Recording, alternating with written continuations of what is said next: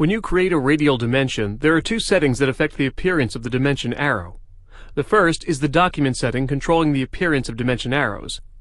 To access this setting, go to Tools, Options, and select the Document Properties tab. In the Dimensions category, you'll find a section pertaining to arrows. By default, arrows are set to Smart, which is the proper setting for most applications.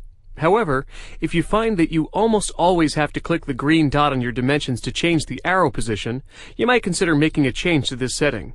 If you do use the Smart setting, then you also have access to the option called Arrows Follow Position of Text.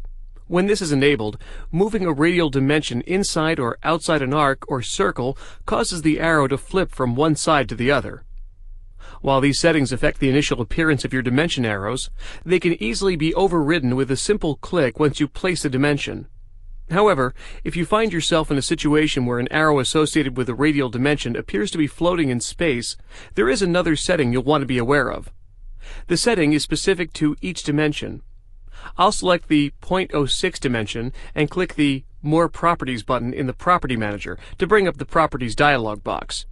You can also access this dialog box by right-clicking a dimension and selecting Properties from the pop-up menu.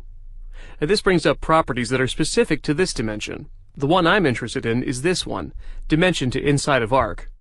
Once this is enabled, toggling the arrowhead from the inside to outside yields different results. Here, I'll move the arrowhead to the inside, and the arrow now appears to be correctly attached to the edge.